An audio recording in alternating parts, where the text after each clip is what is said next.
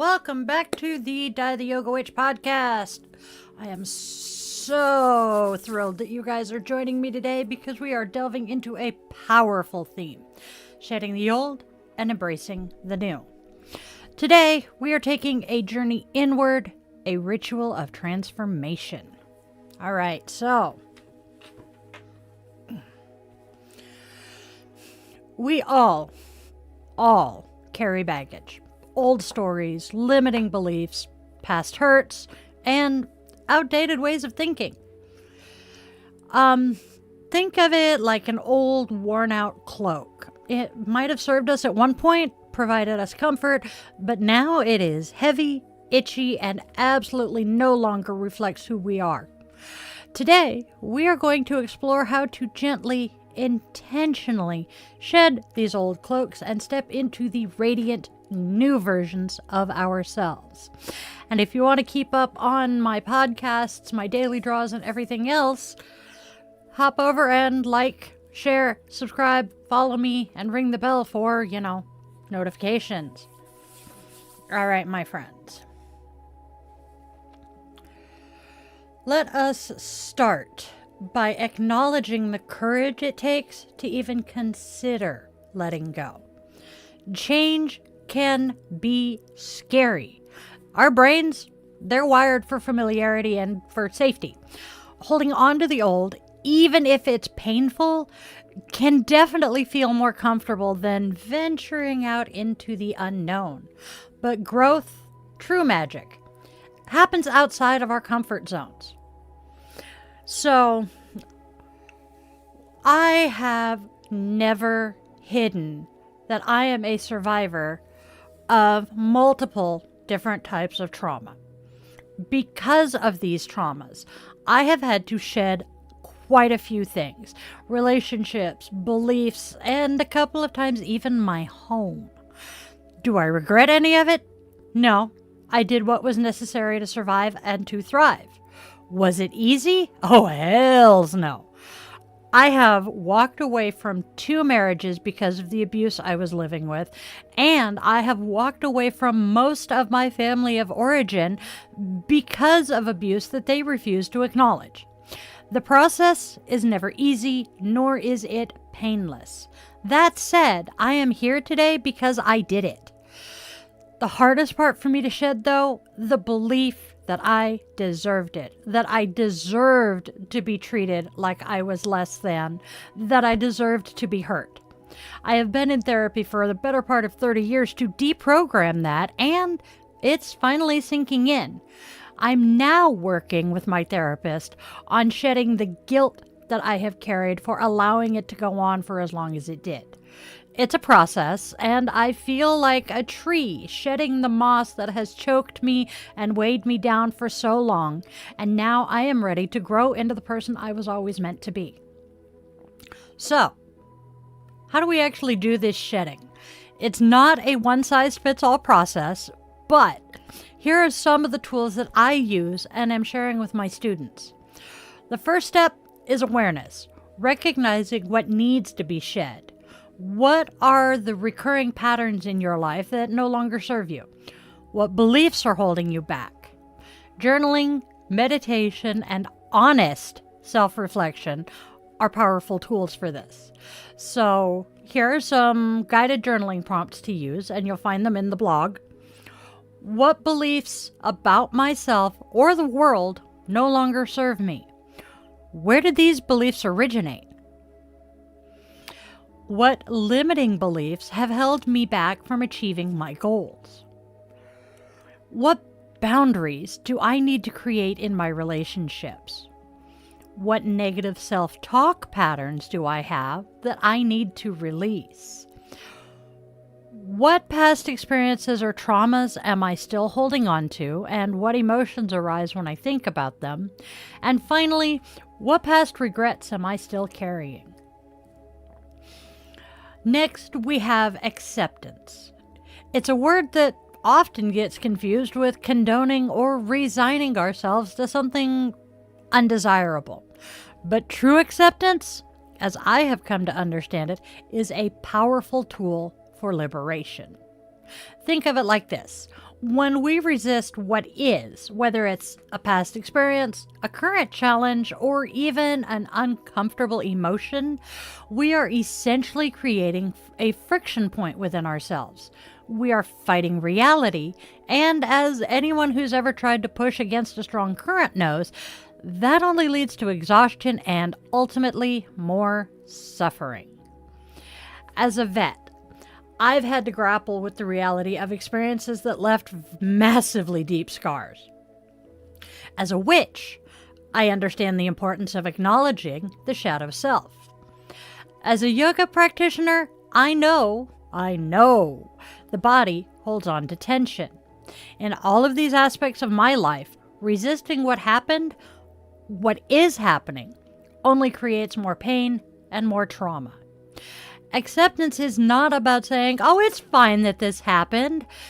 It is not about ignoring the hurt or even pretending it didn't exist. It is straight up about acknowledging the reality of the experience, the emotions it brought up, and the lessons it holds. It's about saying, this happened, and I acknowledge it. Think of it this way. Think of it like tending to a wound. You wouldn't ignore a physical wound and expect it to heal, would you? You clean it, you dress it, you acknowledge its presence. Emotional wounds are no different. By accepting the past, the hurts, the mistakes, we're essentially cleaning and dressing those wounds. We are allowing ourselves to process the emotions attached to them and to release the emotional charge that keeps us bound to those experiences. This release, this is where the magic happens. When we release that emotional charge, we create space for growth, for healing, for transformation. We're no longer dragging the weight of the past behind us. We are free to move forward, to create a new present, and to shape a more empowered future. In yoga, we talk about santosha, contentment. It's not about being happy all the time, but about finding peace within the present moment, even when it's challenging. Acceptance is a crucial step on that path. In witchcraft, we look at the moon cycles. The new moon is a time to release, the full moon is a time to recognize and accept. Accepting the cycles of life and our own personal cycles of experience is a core tenet. Now let's talk about forgiveness. It's a word that often carries a lot of weight, a lot of baggage. Rightfully so. Forgiveness, in my experience, is a cornerstone of shedding the old, of creating space for new growth and transformation. Many people misunderstand forgiveness.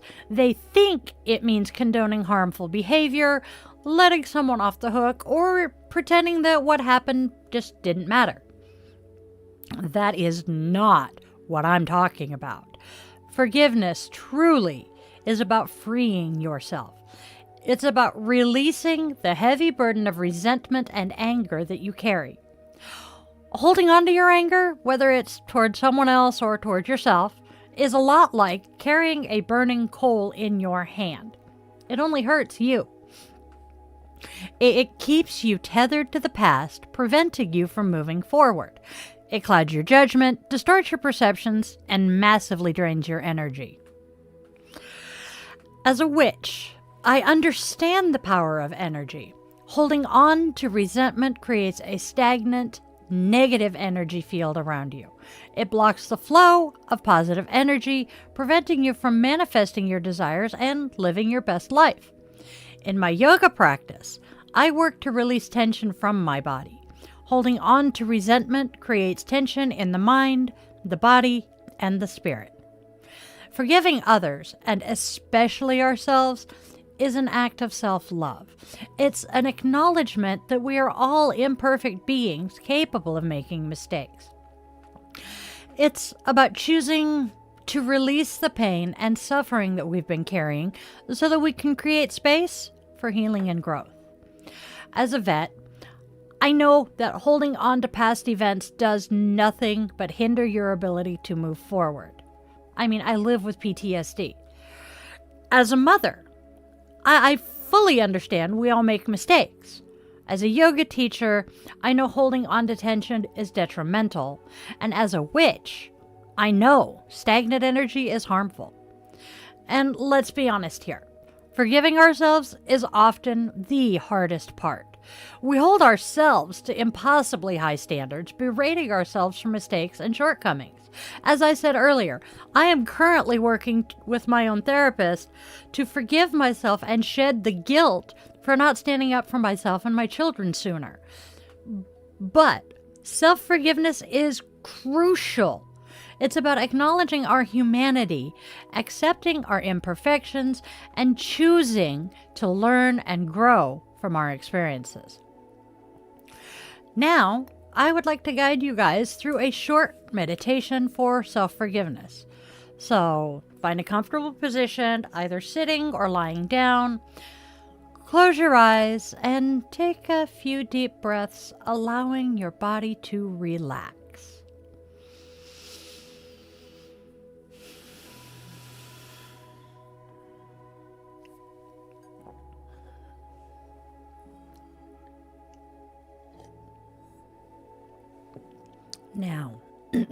Now, bring to mind a situation where you're holding on to resentment, either towards yourself or towards someone else.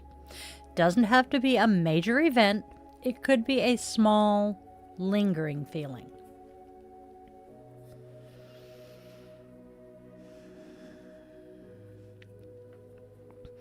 Acknowledge the emotions that arise. Don't judge them. Simply observe them.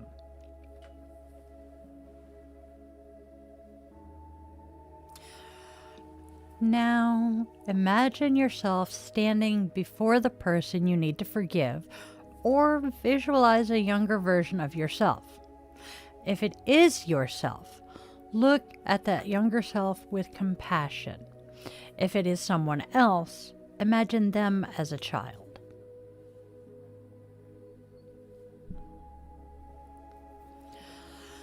Silently, or aloud if you prefer, say the following. I acknowledge the pain you caused me, or that I caused myself. I choose to release the burden of resentment and anger. I forgive you, or I forgive myself.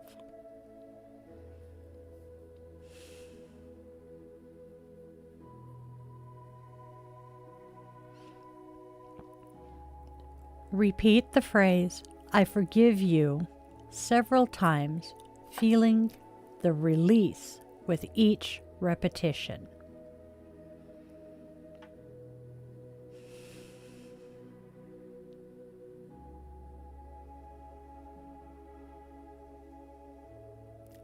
Now, visualize a golden light surrounding you, filling you with peace and compassion. Feel the weight of resentment lifting, replaced by a sense of lightness and freedom.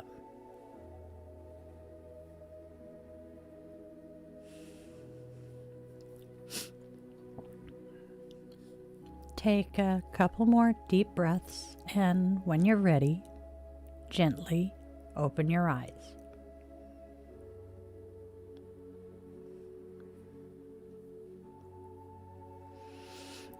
Remember, forgiveness is a process, not a one-time event. Be patient with yourself and continue to practice self-forgiveness as needed.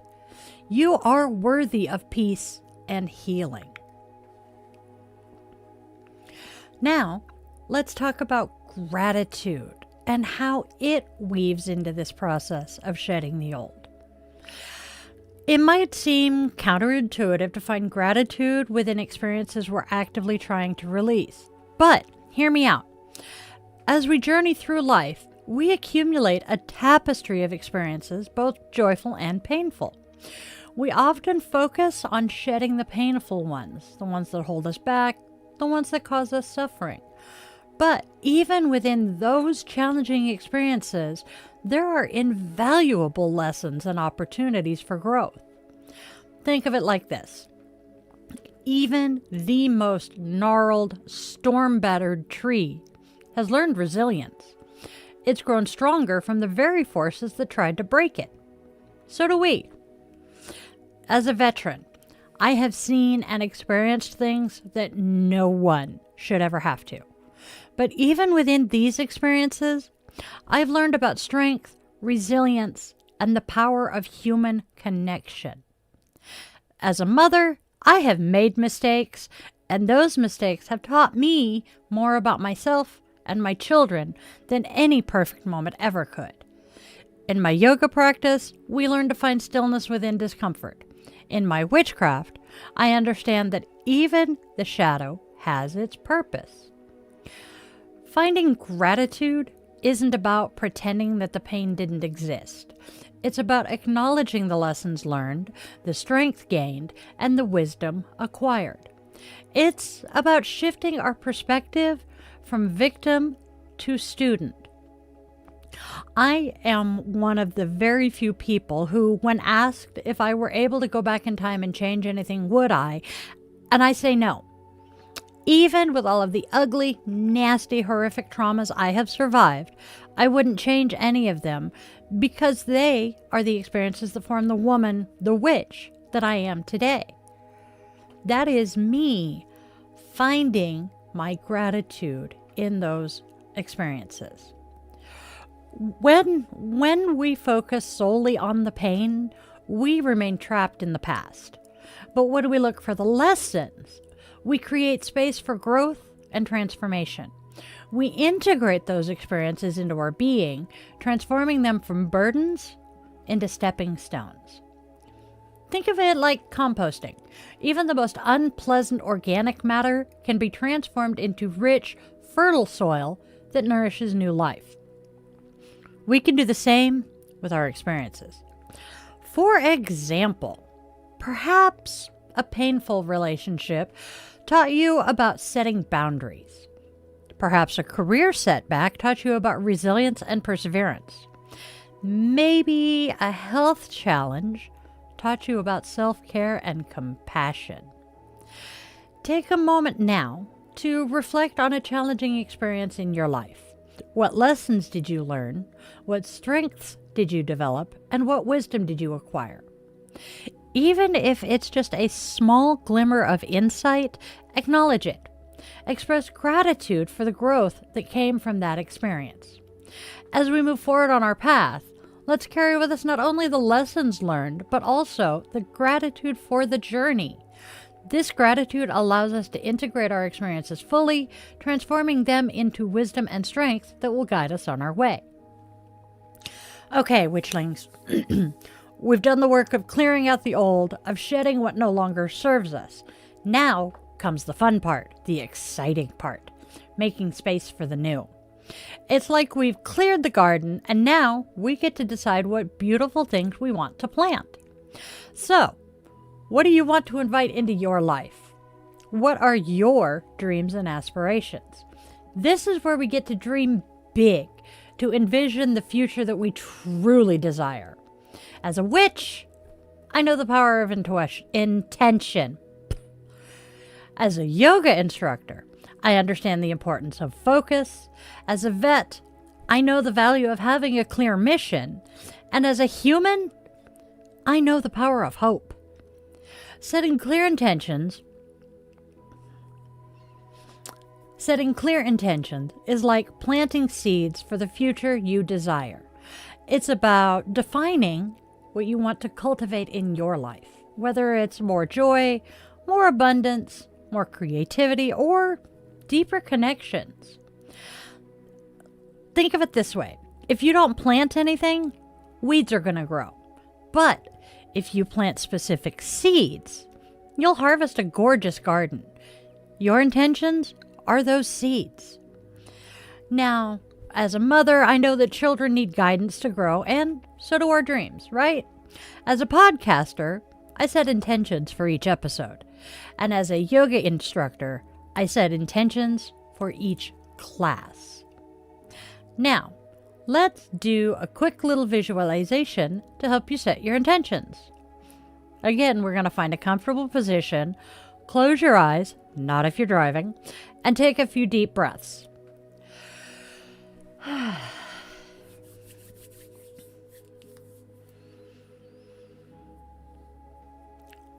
Imagine yourself standing in a beautiful, serene garden. It's a garden that represents your life, your potential. Look around you. What do you see? What do you feel? What do you smell? This is your space, your sanctuary. Now, imagine a small, fertile patch of earth right in front of you. This is where you're going to plant your intentions.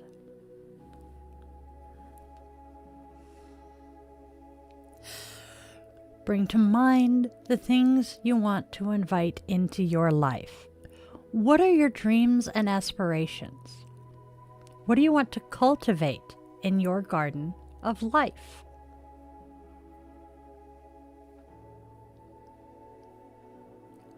Visualize those dreams and aspirations as seeds. See them clearly in your mind's eye.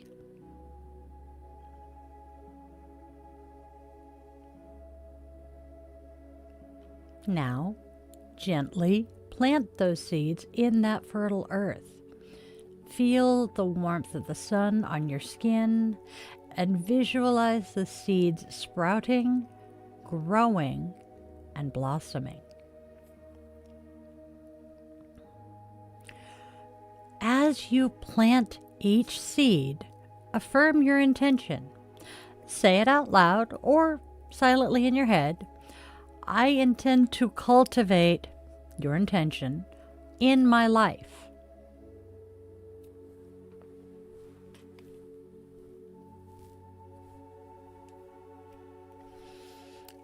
See your garden flourishing, filled with the beautiful manifestations of your intentions.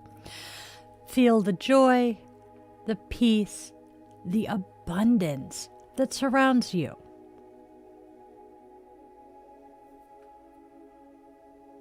Now, take a moment to express gratitude for the seeds you've planted and the future you're creating.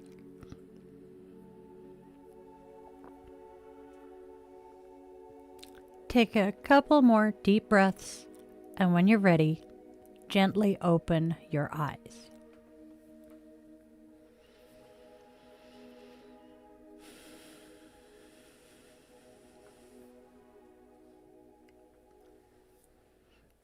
Remember, your intentions are powerful. Nurture them with your focus, your energy, and your belief. Tend to your garden daily and watch your dreams blossom into reality.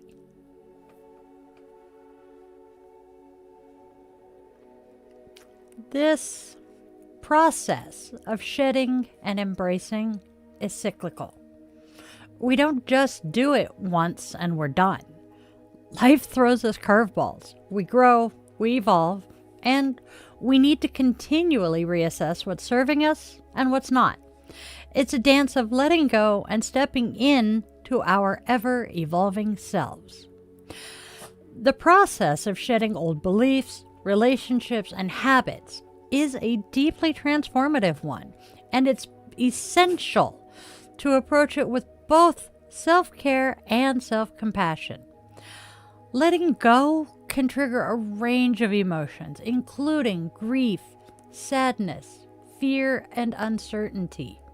Self-compassion allows you to acknowledge these feelings without judgment, providing a safe space for them to exist. Self-care practices like mindfulness, journaling, or spending time in nature can help regulate these emotions and provide comfort. Stepping into the unknown can feel vulnerable. Self-compassion reminds you that it's okay to feel uncertain and that you're not alone in this experience. Self-care helps build resilience, giving you the strength to navigate these feelings of vulnerability. Oftentimes, we blame ourselves for past choices or perceived failures. Self-compassion counters this self-criticism by reminding us that everyone makes mistakes and that we deserve kindness, especially during difficult times. Self-care can help quiet the inner critic, allowing a more positive inner voice to emerge. By practicing self-care and self-compassion, you create a nurturing environment for personal growth. You give yourself permission to heal, to learn, and to evolve. It helps you to be gentle with yourself while you are becoming a new version of yourself. Some practical ways of practicing self-care and self-compassion are mindfulness, which is practice being present in the moment, observing your thoughts and feelings without judgment. Self-kindness, treat yourself with the same kindness and understanding you would give a friend. Journaling, express your thoughts and feelings in a journal, allowing for self-reflection and emotional release. Rest and relaxation. Prioritize adequate sleep, healthy meals, and those activities that promote relaxation for you. Seek support. Connect with a trusted friend, family, or a therapist for emotional support. Set boundaries. Learn to say no to things that drain your energy or compromise your well-being. And finally, engage in some enjoyable activities, making time for hobbies and activities that bring you joy and fulfillment. Remember, Witchlings, you are powerful creators. You have the ability to shape your own reality. Don't be afraid to shed the old and embrace the new. It is time to step into your full potential, your authentic self. All right, Witchlings. Thank you guys so much for joining me today. If you resonated with this episode and you want to dive deeper into these transformative practices, then I totally invite you to join the Coven at Patreon. There, you're going to find exclusive content, guided meditations, and a supportive community of fellow witches on their own journeys of self-discovery. That is patreon.com/yogawithdaiLin, and the link is in the description box below. Now, you guys, go out there and spread love, spread joy, and spread kindness. There is so much darkness out there, we don't need to add to it. Also, let your loved ones, human, scaly, furry, and feathered, know that you absolutely love them beyond measure. You never know when that last opportunity will be, and believe me, that 2 a.m. phone call sucks. You guys are loved. You are wanted. You have purpose in this life. You are needed. Remember that always. I'll see you guys tomorrow.